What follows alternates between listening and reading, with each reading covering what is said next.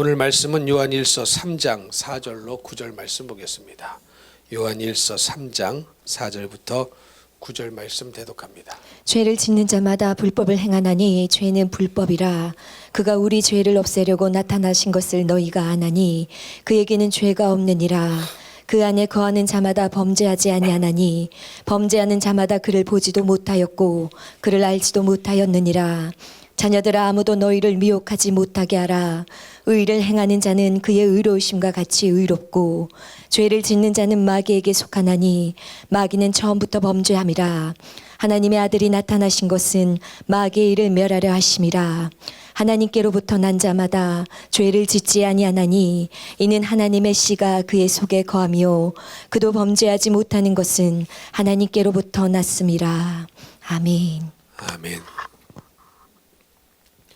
오늘 말씀에 보면은 죄를 짓는 자마다 불법을 행한다. 그리고 죄는 불법이다.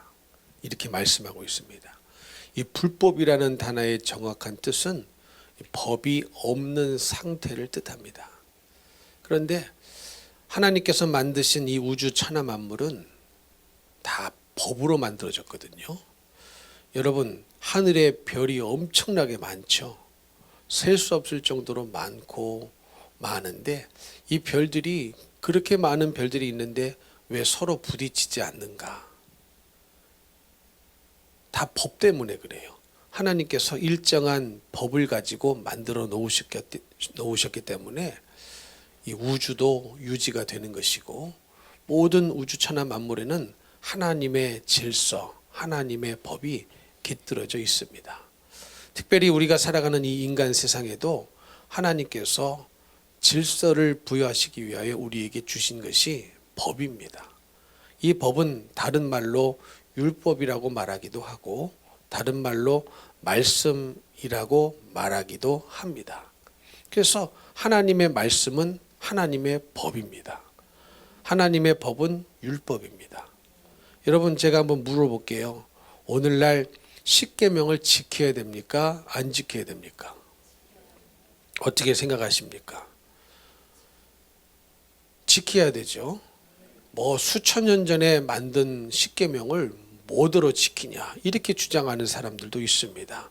시대에 맞지 않는다, 문화에 맞지 않는다, 이렇게 주장을 하면서 뭐 꼭 지켜서 살아야 될 필요가 있느냐, 하나님은 사랑이신데 우리를 사랑하시는 분이 말씀을 안 지켰다고 해서 우리를 지옥에 보내시겠느냐, 이렇게 주장하는 분들이 여전히 있습니다.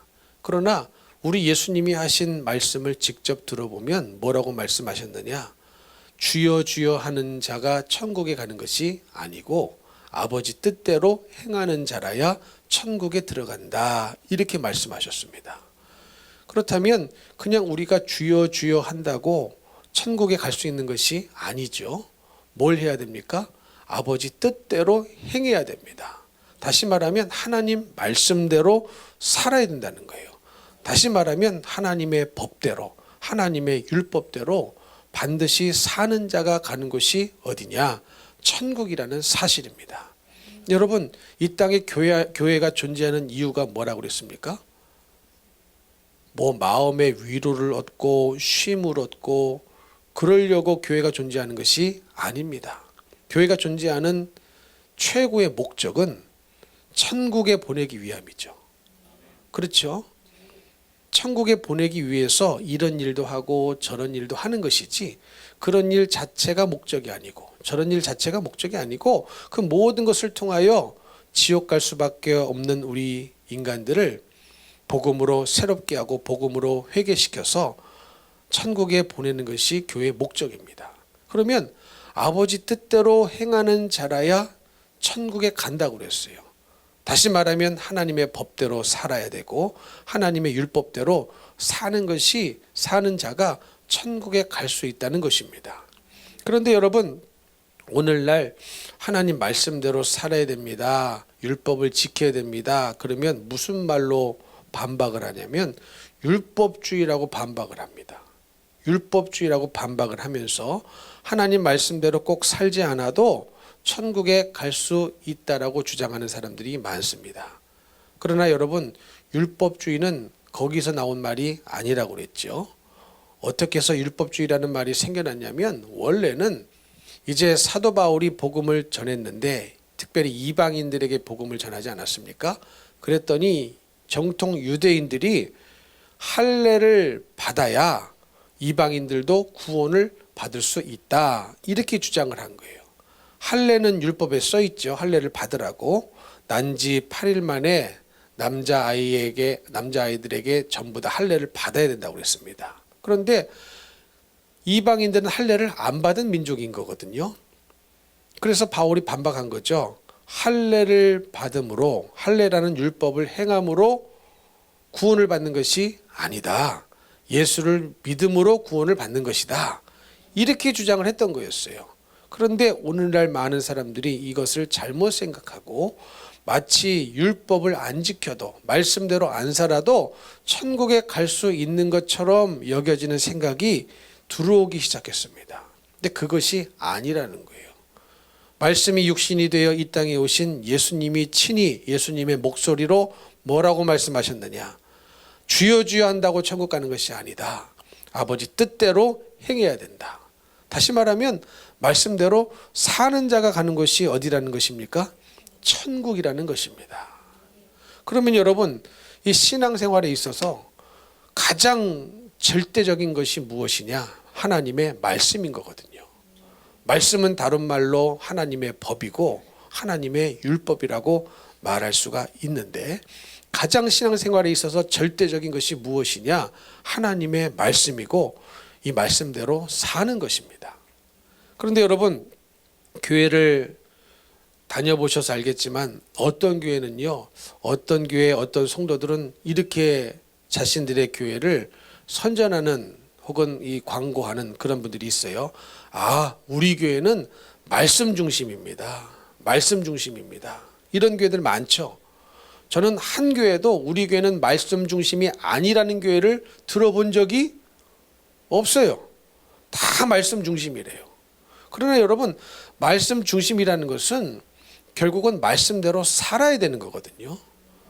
말씀대로 살아야 된다. 말씀 중심이라고는 말하지만 말씀대로 반드시 살아야 된다고 강조하는 교회는 또 별로 없더라고요. 오히려 꼭 말씀대로 안 살아도 된다.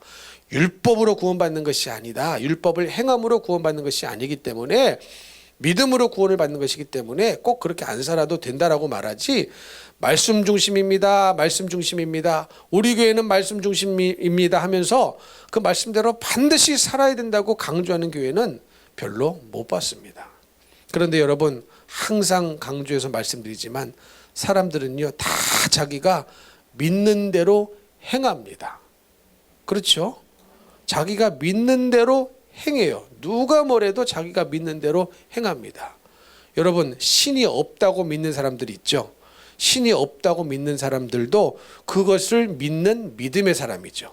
그러니까 신이 없다는 믿음 가운데 반드시 그 행동이 나타나게 되어 있습니다. 그런데 희한하게도 예수를 믿는다고 하는데, 하나님을 믿는다고 하는데 하나님을 믿는 믿음의 행위가 잘 나타나지 않는 것이 교회 안의 교인들의 인생이기도 합니다. 그게 왜 그러느냐? 잘못 생각했기 때문이죠. 율법주의 하면서 말씀대로 안 살아도 된다는 오해가, 곡해가 이런 생각을, 이런 일들을, 이런 결과를 불러일으키고 말았다라는 것입니다.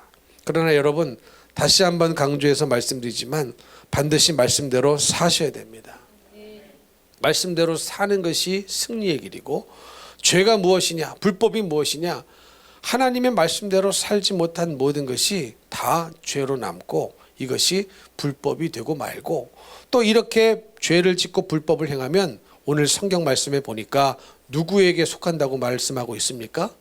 마귀에게 속한다, 이렇게 말씀하고 있습니다. 그러면 여러분, 마귀에게 속한 자가 천국에 갈 수 있겠느냐? 못 가죠. 그래서 우리는 죄를 짓지 말아야 되고, 죄를 지었다면 회개하는 것이 굉장히 중요한 일입니다. 그러므로 믿음의 사람은 누구냐? 반드시 영적인 다림줄이 말씀인 사람이 믿음의 사람입니다. 여러분, 다림줄이 뭔지 아시죠? 요즘은 뭐 공사할 때 다림줄 쭉 늘어뜨리고 공사하는 현장은 별로 없는 것 같아요. 그러나 옛날에는 공사 현장에 벽돌을 쌓을 때 항상 무엇을 먼저 늘어뜨렸느냐? 다림줄을 늘어뜨렸죠. 실 끝에다가 추를 매달아 놓으면 그 무거운 추 때문에 이 실의 방향이, 추의 방향이 항상 지구의 중심을 향하게 되어 있습니다. 그래서 그 줄에 딱 맞춰서 벽돌을 쌓을 때 집이 기울어지지 아니하고, 벽돌이 기울어지지 아니하고 곧바로 수직으로 설 수 있도록 계속 벽돌을 쌓을 수가 있는 것입니다. 그래서 이 다림줄이 잘못됐다면, 다림줄이 잘못되면 건물을 지을 수가 있어요, 없어요? 없죠. 지었다 해도 기울어져서 쉽게 무너지고 마는 그런 집이 되고 맙니다. 여러분, 이와 마찬가지로 신앙생활에는, 영적인 생활에는 영적인 다림줄이 필요해요. 그런데 이 다림줄이 무엇이냐? 하나님의 말씀입니다. 하나님의 말씀이 기준이라는 말이에요. 여러분, 옛날에 어린 시절에 학교 다니셨을 적에 체육 시간에 이제 나가면 체육 선생님이 앞에 한 사람 딱 지목해가지고 뭐 하라고 합니까? 손 들면서 기준 하라고 그러죠. 기준 이렇게 하라고 그러죠. 근데 여러분, 이 기준을 잡으면 절대로 그 기준이 흔들려서는 안 되는 거거든요. 그러니까 체육 선생님이 너 기준해 그러면 기준한 사람을 기준으로 해서 시점으로 해서 줄을 다 맞추라는 거예요. 근데 기준이 막 왔다 갔다 하면 안 되죠. 이와 마찬가지로 기준이라는 것은, 다림줄이라는 것은 절대로 흔들려서도 안 되고 절대로 흔들리면 안 되는 것이 기준입니다. 다림줄이에요. 근데 이것이 무엇이냐? 하나님의 말씀인 거거든요. 그러면 이 말씀은 어느 정도 기준이 되어야 되느냐? 어느 정도 다림줄이 되어야 되느냐? 시대를 초월해야 됩니다. 믿으십니까? 문화를 초월해야 돼요. 무슨 말이냐면 하나님의 말씀이 옛날에는 맞았는데 지금은 틀리다 이렇게 말할 수 있어요, 없어요? 없단 말이에요. 과거에는 하나님의 말씀이, 이런 말씀이 진리였는데 지금은 진리가 아닙니다 이렇게 말할 수가 없다는 말입니다. 근데 여러분, 오늘날 이 세상은 이 기준, 하나님의 말씀이라는 다림줄이, 기준이 마구마구 흔들리고 있습니다. 세상 사람들은 흔들릴 수밖에 없어요. 왜? 말씀 자체가 없으니까. 그러나 중요한 것은 교회 안에서조차도, 믿는 사람들 안에서조차도 이 기준이, 말씀이 흔들리고 있다는 사실입니다. 이것이 통탄할 노릇이고 이것이 우리의 기도의 제목이고, 이렇기 때문에 이 땅에 예수님이 다시 오실 수밖에 없는 재림의 시간이 가까워 오고 있구나라고 느끼는 것이죠. 여러분, 비근한 예가 뭡니까?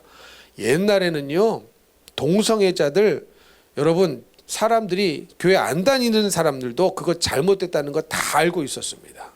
그렇죠? 다 알고 있었기 때문에 그들이 숨어서 한 거예요. 부끄러우니까, 창피스러우니까. 근데 이게 깨져버렸어요. 깨져버렸습니다. 근데 성경에는 뭐라고 써 있습니까? 동성애를 해도 된다, 성적 취향이다 이렇게 말하고 있지 않습니다.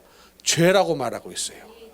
그리고 동성애를 행한 모든 도시는 다 멸망해 버렸어요. 하나님의 징계를 받았습니다.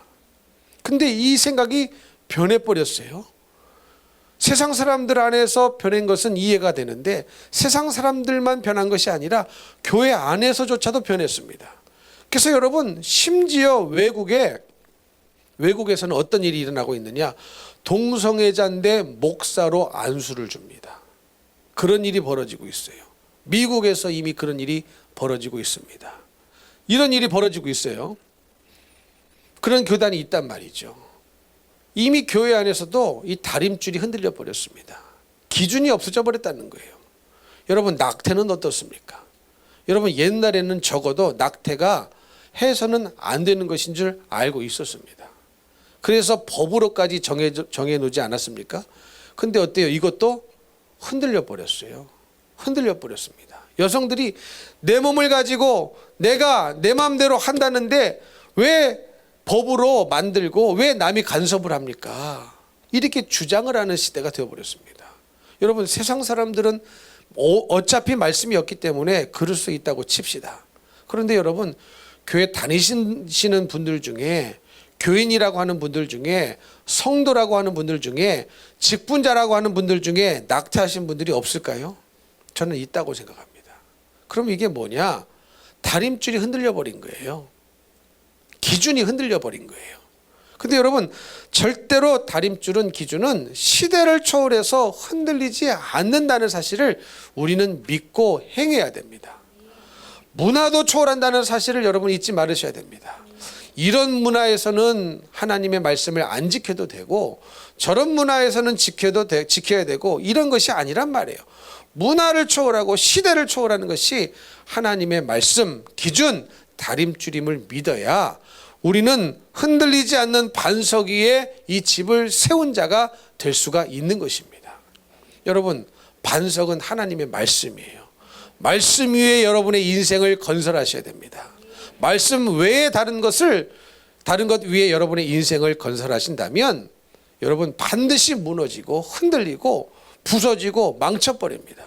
그래서 천국에 들어갈 수 있는 것이 아니다라는 것입니다.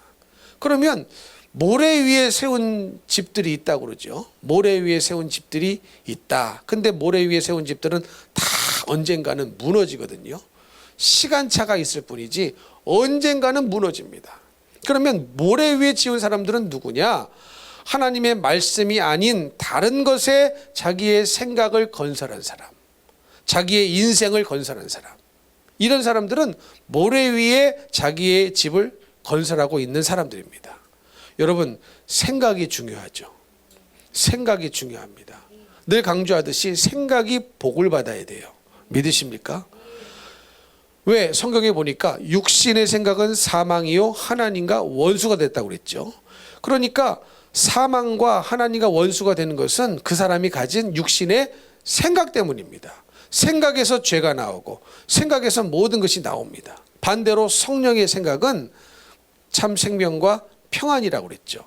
그러니 이 생각이 굉장히 중요한데, 이 생각을 어디 위에 건설해야 되느냐? 여러분의 생각을 어디 위에 건설을 해야 되느냐? 반드시 하나님의 말씀 위에 건설을 해야 이게 무너지지 않는 거예요. 끝까지 썩은 동아줄 붙잡지 아니하고 천국에 이를 수가 있는 것인데, 여러분 그렇게 사셨습니까? 그렇게 사신 분도 있지만, 또 어떨 때는 말씀 위에 내 생각을 건설할 때도 있지만, 어떨 때는 그렇지 않을 때도 있거든요. 말씀과 다른 것들의 위에 내 생각을 건설하는 적도 있거든요. 그러면 반드시 무너지게 됩니다. 그런데요, 제가 이 말씀을 준비하면서 곰곰이 묵상해 봤어요. 묵상해 보니까 교회 안에서 어떤 일이 있냐면, 신앙생활을 오래 했거나 혹은 적게 했거나 별 차이가 없는 것이 하나가 있어요. 그게 뭐냐면, 일단 감정이 흔들리면 감정 때문에 말씀이고 뭐고 없는 분들이 많다라는 것을 제가 깨닫게 됐습니다. 무슨 말씀인지 이해가 되십니까? 하나님의 말씀은 이렇게 말씀하셨어요. 그런데 내 감정이나 느낌이 상하거나 어려워지면 절대로 말씀 붙잡지 아니하고 감정에 충실해서 말씀을 무너뜨리는 사람들이 많다는 거예요. 무슨 말씀인지 이해가 되십니까? 그래서 모래 위에 세우는 것이 뭘까? 많은 것들이 있는데, 모래라고 지칭할 수 있는 많은 것들이 있는데, 그 중에 아주 강력한 것이 뭐냐? 우리들의 감정이더라고요. 감정이더라고요. 아무리 하나님의 말씀이 이렇게 말씀하셨다 성경에 써 있어도 그 말씀대로 내가 살려고 보니까 내 마음이 힘들어, 내 감정이 어려워. 그러면 그 말씀대로 어느 정도 살다가 그냥 포기하는 분들이 많다는 겁니다. 무슨 말씀인지 이해가 되십니까? 그러니 우리 감정의 영역이 반드시 믿음이 돼야 됩니다. 믿음으로 변화를 받아야 되는 거예요. 이것은 신앙생활 오래 했다고 적게 했다고 별반 티가 안 나더라고요. 심지어 어떤 경우에는 신앙생활을 그렇게 오래 하고 몇 대째 예수 믿는 집안이라고 자랑하는 분들이 감정이 터치가 되니까, 감정이 걸리니까 말씀도 없고 믿음도 없고 뭐 말씀도 던져버리고 그러는 일들이 너무너무 비일비재하더라는 사실입니다.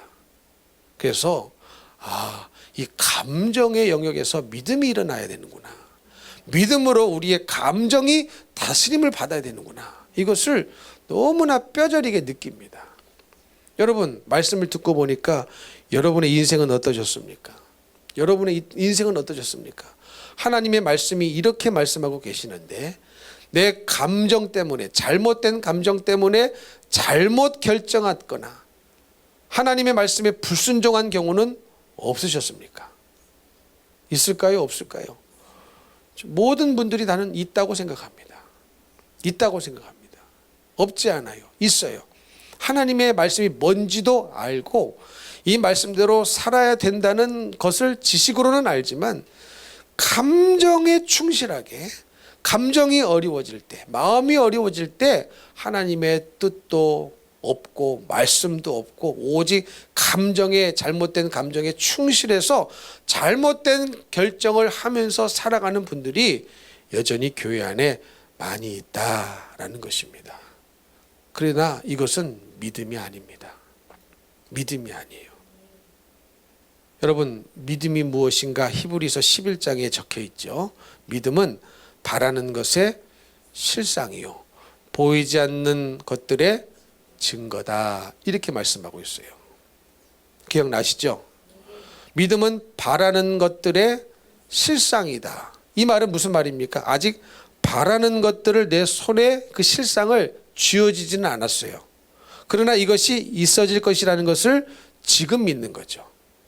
바라는 것은 미래에 일어날 일입니다. 그렇죠? 바란다는 단어 자체가 미래형 아닙니까? 바라는 것은 미래에 일어날 것이지만 그 실상을 지금 내가 가진 것처럼 여기는 자가 믿음의 사람이에요. 보이지 않는 것들의 증거다. 아직 보이지 않아요.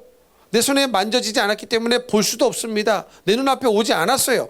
그러나 믿음은 지금 내가 눈으로 보는 것처럼 그것을 갖고 있는 자입니다. 이것이 믿음의 비밀인 거거든요. 그러면 여러분, 이것을 우리의 감정의 영역에 이 믿음을 적용해 보자고요. 그러면 이게 무슨 말이 되냐면, 여러분 그렇죠. 때로는요, 말씀대로 살아야 된다는 것은 알지만 말씀대로 사는 것이 힘들 때가 있어요. 그렇죠. 어려울 때가 있어요. 그렇죠. 그래서 이 힘들고 어렵다는 감정이 요동을 쳐버리면 어느 순간 믿음 생활을 포기하고 믿음에서 나태해져 버립니다. 뭐 때문이냐? 어렵고 힘들다고 느껴진 감정 때문이에요. 이해가 되십니까? 그러면 우리는 어떤 생각을 해야 되느냐? 감정의 영역에서 어떻게 믿음이 일어나야 되느냐? 아무리 내가 힘들고 신앙생활하기가, 믿음 생활하기가 현재 아무리 힘들고 어렵고 이런 문제가 있고 저런 문제가 있다 할지라도 지금 내가 당하는 이 어려움과 고난은 장차 내가 천국에 들어갔을 때에 받게 될 그 엄청난 부요함과 영광에 좋게 비교할 수가 없기 때문에 지금 이 순간 나는 천국에 들어간 것 같은 기쁨과 감사함을 누리고 지금 살아갈 수 있어야 됩니다. 이게 우리의 감정의 영역에서 구원이 일어난, 믿음이 일어난 사람들이 느끼는 감정인 거예요. 무슨 말씀인지 이해가 되십니까? 지금 현재는 말씀으로 사는 게 너무 힘들어요. 이렇게 말씀대로 살아갔다가는 내가 좀 망할 것 같다. 내 인생이 어려워질 것 같다. 내 삶이 힘들어질 것 같다라는 예상이 들지만 믿음으로 살면 반드시 어디 들어가요? 천국에 들어가거든요. 천국은 어느 곳입니까? 슬픔도 없고 눈물도 없고 우리 예수님과 영원토록 행복하게 살 수 있는 것이 천국이기 때문에 그날의 기쁨을 지금 땡겨서 오늘 그 기쁨을 오늘 현재 내가 느낄 수 있는 사람이 믿음의 사람이라는 겁니다. 그래서 여러분, 감정이 중요한 거예요. 감정 때문에 신앙생활 포기하는 사람 많습니다. 감정 때문에 시험에 드는 사람 많습니다. 여러분, 사도 바울의 인생을 한번 생각해 보십시오. 사도 바울은 인간적으로 보면은요, 예수 만나 신세 망친 사람입니다. 인간적으로 보자면. 그렇죠. 예수님 안 만났으면 그냥 그 시대에 유력한 인사로 존경받으며 물질적으로도 풍요하게 살았을 사람입니다. 그렇죠. 가말리엘의 문화생이었다. 우리나라로 치면 서울대 출신이다. 뭐 이런 말이에요. 바리새인 중에 바리새인이다. 거기다가 로마 시민권까지 갖추고 있으니 얼마나 그 시대에 떵떵거리고 잘 살 수 있었겠습니까? 그런데 다메섹으로 가는 그 길에서 예수님을 만났어요. 그리고 그 인생이 인간의 눈으로 봤을 때 좋아졌느냐, 형편이 나아졌느냐? 절대 아닙니다. 인생 망쳤어요. 이해가 되십니까? 인간의 눈으로 보자면 그렇다는 거예요. 그 이후로 바울의 인생이 어떤 인생을 살았습니까? 때로는 돌에도 맞았어요. 굶주렸습니다. 바울이 굶을 만한 그런 환경에서 자란 사람이 아니거든요. 근데 굶어야 됐어요. 강도를 만납니다. 배가 파선을 합니다. 감옥에까지 갇혀요. 그러면 여러분, 이 바울에게 천국에서 느껴야 할 그 감정의 기쁨이 감옥에 갇혔을 때 느끼지 않았다면, 느낄 수가 없는, 믿음이 없는 사람이었다면 그것을 어떻게 견디겠습니까? 어떻게 견딜 수가 있겠습니까? 만약에 그런 믿음이 없었다면, 감정의 영역에서 믿음이 없는 사람이었다면 뭐 할까요? 감옥에 들어갔을 때 원망불평하죠. 내가 주를 위하여 이렇게 살았는데, 이렇게 말씀을 지키며 살았는데 그 결과가 도대체 뭡니까? 겨우 감옥입니까? 겨우 강도 만나는 겁니까? 겨우 굶주림입니까? 이렇게 원망불평을 쏟아냈을 것입니다. 그러나 바울이 믿음의 사람이었다는 것은 다른 말로 말하면 감정의 영역도 믿음으로 반응했다는 겁니다. 이해가 되십니까? 그러니 그렇게 매를 맞고 돌에 맞고 감옥에 갇혀 있어도 빌립보서에 보니까 뭐라고 사람들에게 말하고 있습니까? 기뻐하라. 내가 다시 말하노니 기뻐하라. 그러면 그 기쁨은 궁극적으로 천국에 들어갈 그 기쁨인데, 천국에 들어갈 수 있는 그 기쁨이 그 안에 모신 예수로 말미암아 그 안에 자리 잡고 있는 겁니다. 그 안에 예수로 말미암아 이미 그 기쁨이 그 속에 있는 거예요.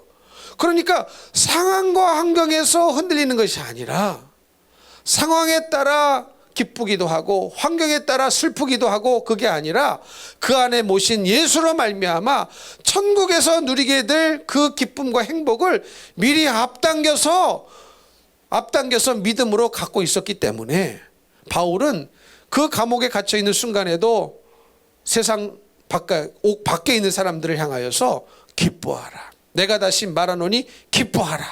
이렇게 선포할 수가 있었던 것이었습니다. 그래서 여러분, 믿음은 바라는 것의 실상이에요.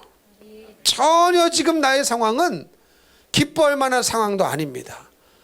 믿음으로 구한 것 아직 얻은 것도 아닙니다. 그러나 지금 내가 갖고 있는 것처럼, 지금 내가 천국을 얻은 것처럼 살아가는 자가 진짜 믿음의 사람인 거예요. 바로 이 사람이 어떤 사람이냐? 반석 위에 집을 세운 사람이라는 겁니다. 감정 위에 집을 세우지 말라는 거예요. 감정 위에 세운 사람은 모래 위에 집을 세운 사람과 같아서 감정이 요동치면은 휙 날아가 버립니다. 휙 날아가 버려요. 제가요, 다시 말씀드리지만, 교회를 오래 다니셨어도 가장 무엇에 의해서 사람들이 움직이는가를 봤어요. 말씀에 의해서 움직일까? 아니더라고요. 대부분 감정에 의해서 움직입니다. 여러분, 부인하실 분 몇 분이나 계시겠습니까? 부인하실 분 몇 분이나 계시겠습니까? 감정에 의해서 움직이지 말씀에 의해서 움직인다거나 하나님의 뜻에 의해서 움직인다거나 이런 분도 계시지만 많지는 않습니다. 교회 오래 다녀도 마찬가지예요. 막 온 사람도 마찬가지고 오래 다녀도 마찬가지예요. 근데 차이가 나야 될 텐데 차이가 안 나더라는 겁니다. 그럼 이 말은 무슨 말이냐? 반석 위에 집을 세운다는 것이 뭔지를 모르고 살아온 거죠. 다림줄이 없는 거죠. 기준이 없는 거죠. 여러분, 하나님의 말씀은 기준이라고 그랬습니다. 그래서 좌로나 우로나 치우치지 말라고 그러죠. 이 말은 하나님 말씀 밖으로 나가는 것이 좌로 가는 것이고 하나님 말씀 밖으로 나가는 것이 우로 가는 거예요. 그러니 하나님 말씀 밖으로 나가지 말고 오직 말씀의 길을 믿음으로 십자가의 길을 걸어가라는 거예요. 그러니 이게 쉽지 않으니까 좁은 문 좁은 길로 걸어가라는 거예요. 여러분 신앙생활을 누가 쉽다고 말하던가요? 큰일 날 일입니다. 신앙생활은 절대 쉬운 일이 아닙니다. 그러면 어렵다고 해서 포기할 일이냐? 그건 더더욱이 아닙니다. 포기하면 어떻게 되는데요? 지옥 갈 건데요. 신앙생활이 어렵다고 신앙생활을 포기하면 지옥에 가서 사는 인생은 쉽겠습니까? 어렵다는 말 갖고는 형용할 수 없는 인생이 지옥에서 기다리고 있을 텐데 신앙생활이 어렵다 힘들다 말씀대로 사는 것이 어렵다 힘들다 법대로 사는 것이 어렵다 힘들다고 해서 우리가 신앙생활을 포기한다거나 뜨뜻미지근하게 살아간다고 한다면 지옥에 가서는 이게 어렵지 않겠느냐 힘들지 않겠느냐 그 말 갖고는 표현할 수 없는 엄청난 고통이 우리를 기다리고 있을 텐데 그러기 위해서 우리는 절대로 이 말씀이라는 다림줄을 포기해서는 안 된다는 것입니다. 그래서 여러분 반드시 이 말씀의 다림줄을 가지고 믿음으로 승리하시려면 무엇을 다뤄야 된다? 우리의 감정을 다루셔야 됩니다. 감정을 다루셔야 돼요. 다시 강조합니다. 말씀대로 하나님의 뜻대로 행동하는 사람은 별로 없어요. 감정대로 행동하는 사람은 많아요. 그러나 만약에 그 감정이 잘못된 감정이라고 한다면 그 책임은 누가 지겠느냐? 철저히 내가 질 수밖에 없는 것이죠. 내가 질 수밖에 없는 것입니다. 이게 무슨 말인가 몇 가지 예를 드리려고 합니다. 바울의 예를 들어드렸지만 바울도요. 말씀으로 산 결과가 돌에 맞는 것이었고 말씀으로 산 결과가 말씀의 다림줄을 붙잡고 산 결과가 옥에 갇히는 거였습니다. 그러면 감정이 힘들 것 아닙니까? 어려울 것 아닙니까? 그러나 이 감정을 어떻게 이겼다고요? 믿음으로 이긴 거예요. 장차 천국에 들어갈 그 기쁨과 감사를 미리 당겨서 이미 가지고 있었습니다. 누구로 말미암아? 예수로 말미암아. 그래서 정말로 이것이 기뻤기 때문에 그 현재 당하는 옥살이를 현재 당하는 어려움을 이길 수가 있던 것이었습니다. 여러분도요 어느 정도 신앙생활을 하시다가 정말로 깊이 들어가려고 하면은 뭐가 있느냐? 핍박이 있어요. 어려움이 있습니다. 이해가 되십니까? 우리 예수님이 그러셨죠. 말씀대로 사는 자 하나님 뜻대로 사는 자는 핍박을 겸하여 받는다고 그랬습니다. 핍박이 없다.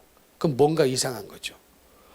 내가 말씀대로 사는데 어려움이 없다. 뭔가 이상한 거죠. 어려움이 찾아오는 것이 마땅한 일입니다. 고난도 찾아옵니다. 핍박도 찾아옵니다. 그러면 마음이 어려워진단 말이에요. 힘들어진단 말이에요. 그러면 사람이 감정에 충실하게 되면은 이게 아닌가? 너무 힘들다. 신앙생활을 포기한단 말이죠. 혹은 약화시킵니다. 그게 아니라는 거예요. 그게 정상이라는 거예요. 그럴 때 나의 감정을 믿음으로 컨트롤해서 지금 내가 믿음으로 사는 게 경제적으로도 힘들 수 있다. 상황적으로도 힘들 수 있다. 관계적으로도 힘들 수 있다. 그러나 내가 이 시간을 이기고 믿음으로 살면 천국의 기쁨을 맛볼 수 있으니 그 기쁨을 지금 갖고 와서 미래에 일어날 그 기쁨을 내 안에 계신 예수로 말미암아 지금 이 기쁨을 느낄 수 있도록 하는 것이 바로 믿음이라는 거예요. 이해가 되십니까? 이게 안 되면 믿음이 아닙니다. 그래서 믿음은 추상적인 개념 같지만 반드시 이 믿음이 뭔지를 우리는 알 수밖에 없어요.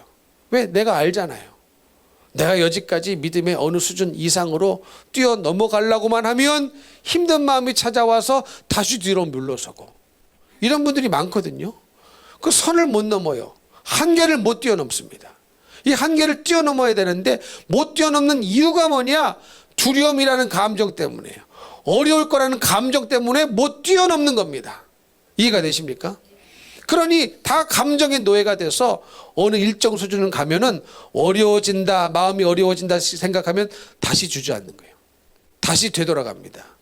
여기와 여기 사이를 계속 감정적으로 왔다 갔다 하면서 이것을 돌파하지 못하는 분들이 교회 안에 많이 존재합니다. 그러나 한계를 뚫고 믿음의 한계를 뛰어넘으신 분들은 뭘 뛰어넘은 거냐? 감정을 뛰어넘은 거예요. 어려움이라는 감정, 상처라는 감정, 불편함이라는 감정을 뛰어넘었을 때만 믿음의 한계를 넘어설 수 있다는 사실을 모르는 거죠. 여기를 뛰어넘으셔야 됩니다. 그러려면 무엇이 구원을 받아야 되느냐? 여러분의 감정이 구원을 받으셔야 되고, 감정이 새로워지셔야 되고, 믿음의 감정으로 변화를 받으셔야 됩니다. 그래야 이 한계를 뛰어넘을 수가 있어요. 여러분 듣고 보니 그렇죠. 야, 목사님이 계속 말씀으로 도전하시는데, 믿음으로 도전하시는데 그렇게 살려고 하다 보니까 마음이 어려워질 때가 있어요. 아, 이렇게 해서는 내가 힘들겠다. 이렇게 해서 내가 어렵겠다. 아, 말씀이 뭔지도 알고 그 말씀대로 사는 것이 믿음인지도 알지만 내 감정이 너무 힘든 마음이 찾아오는 겁니다. 그래서 주저앉는 거예요. 그래서 자빠지는 거예요. 그래서 넘어지는 거예요. 그래서 시험에 드는 거예요. 아닙니다. 그걸 이겨야 된다는 거예요. 그걸 이겨야 된다는 거예요. 그러니 인간의 모든 이 결정을 가장 결정하게 만드는 것이요, 감정이더라고요. 지식도 아니에요. 의지도 아니에요.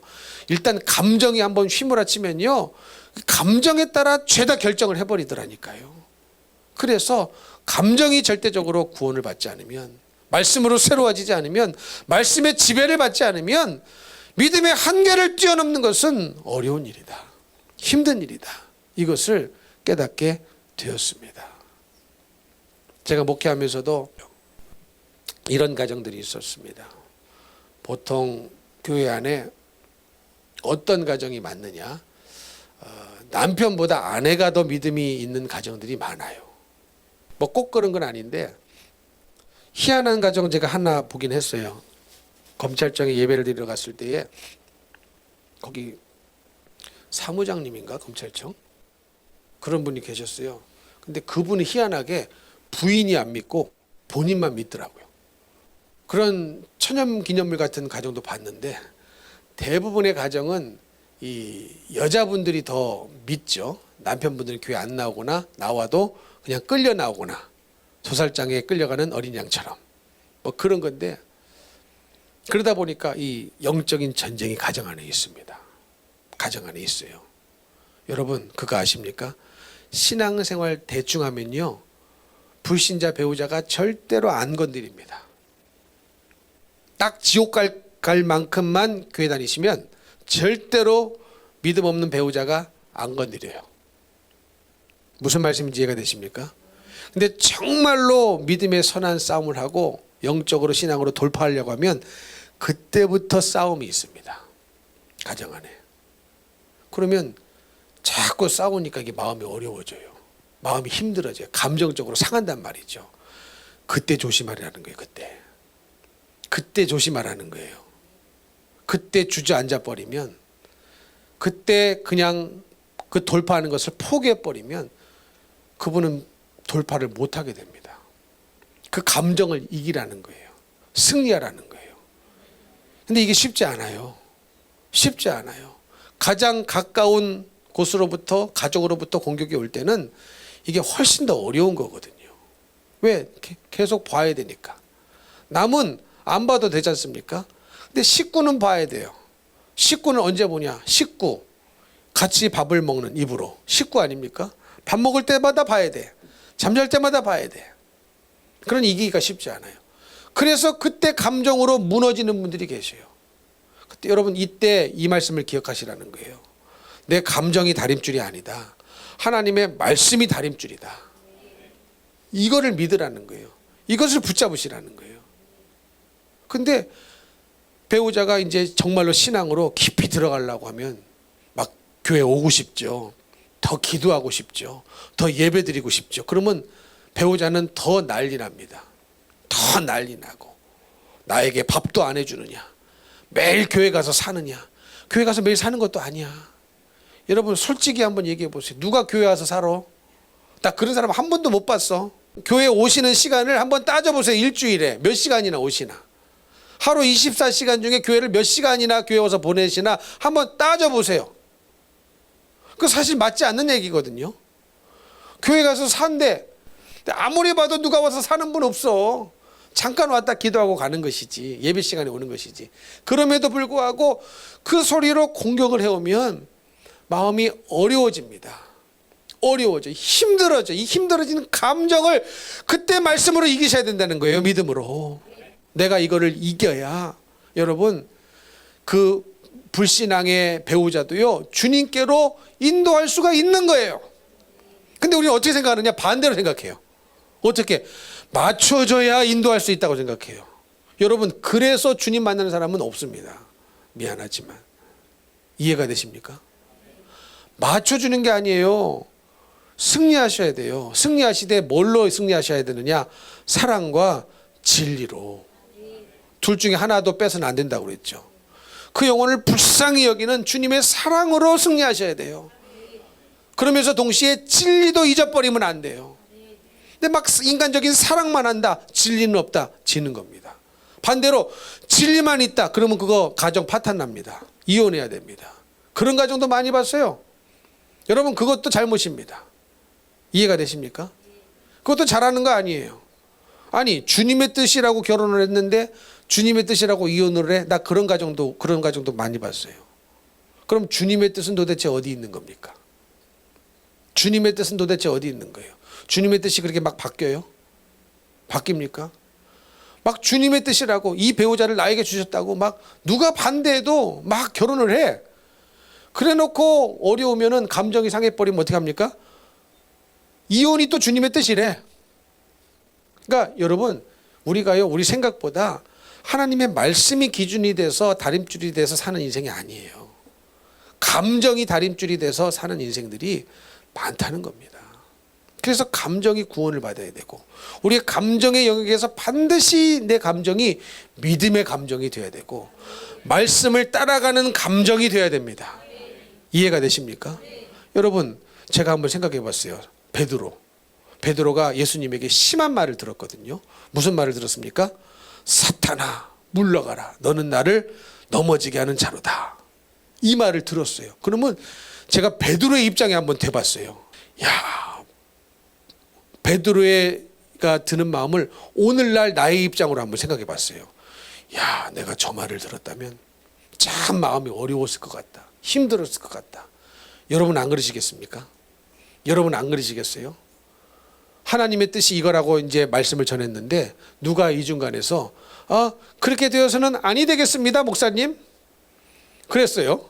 그래서 내가 그걸 바로 받아쳐가지고 사탄아 물러가라 너는 나를 넘어지게 하는 자로다 그랬으면 아마 그분 마음 감정이 상해서 다음 주부터 안 나오실 거예요. 내가 왜 그 말을 들어야 됐는가?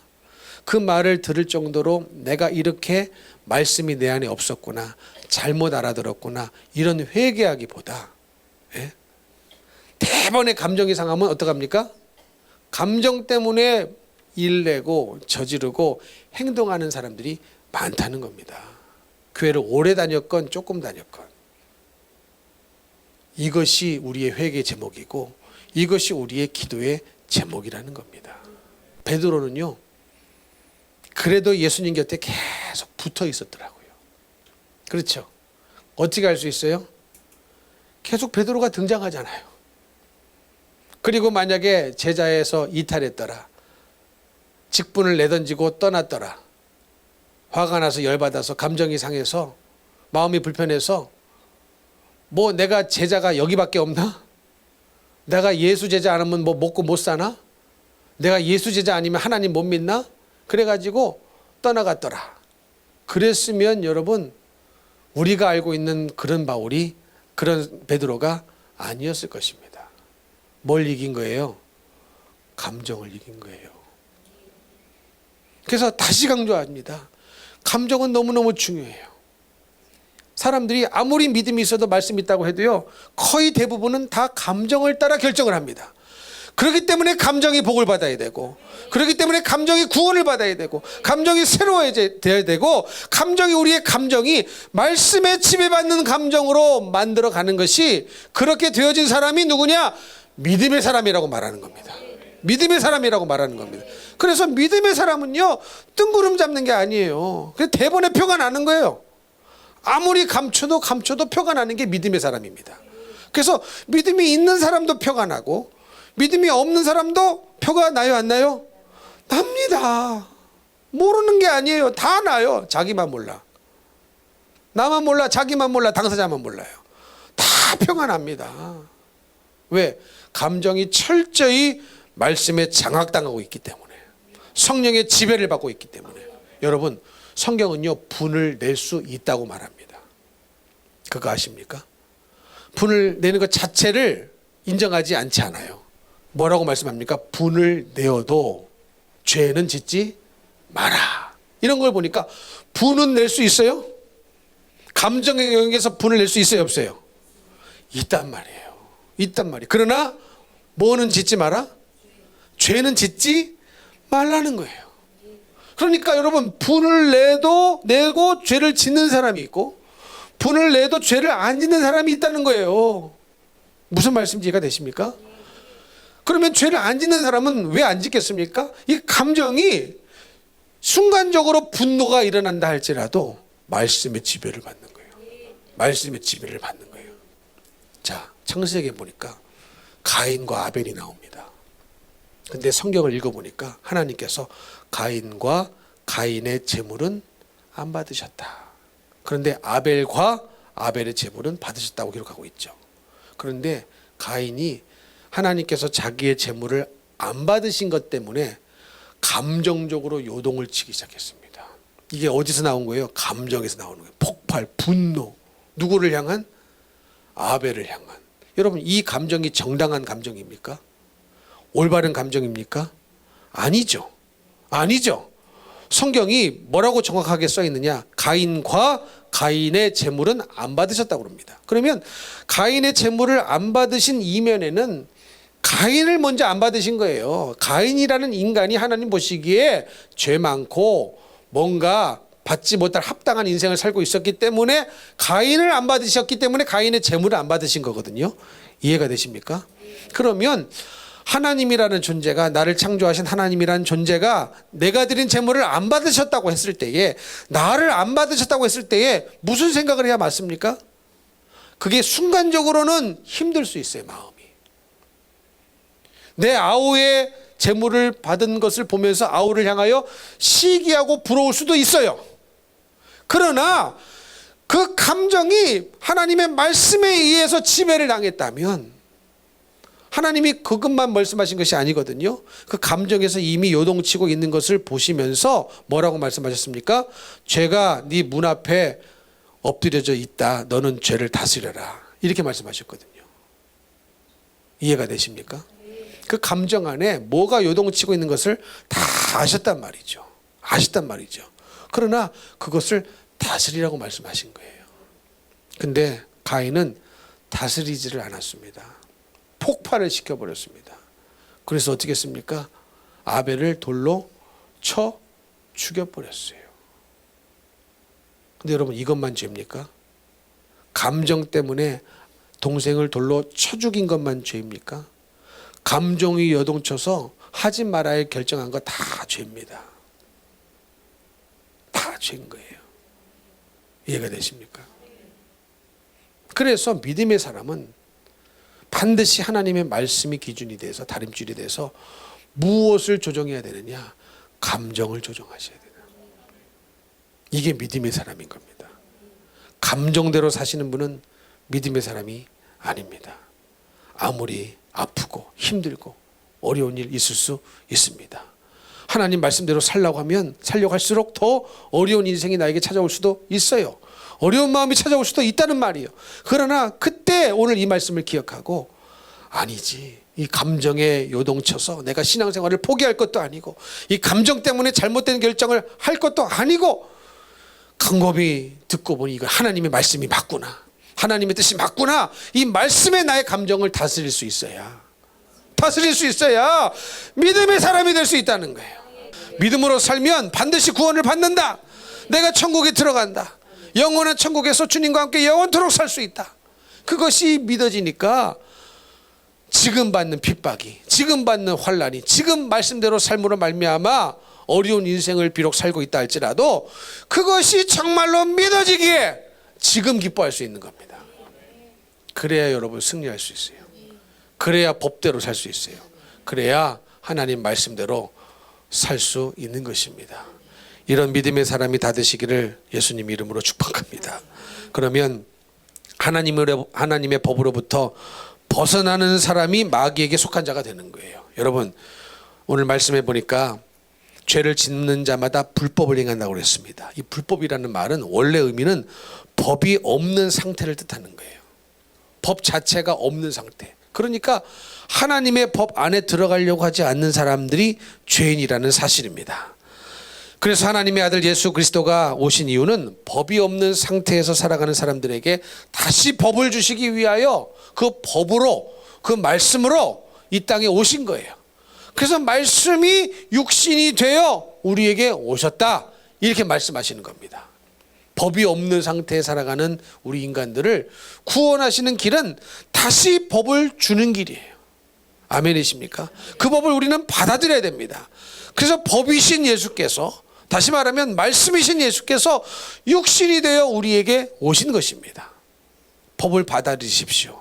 예수를 받아들이십시오. 말씀을 받아들이십시오. 그리고 그 말씀대로 어떠한 상황과 환경 속에서도 내 감정이 다림줄이 아니라 말씀이 다림줄이 되어서 이 말씀에 나의 감정을 싣고 믿고 감정이 복을 받고 감정이 구원을 받을 때에 우리는 믿음의 사람이 될 줄로 믿습니다. 이런 사람이 다 되시기를 예수님 이름으로 축복합니다. 축복합니다.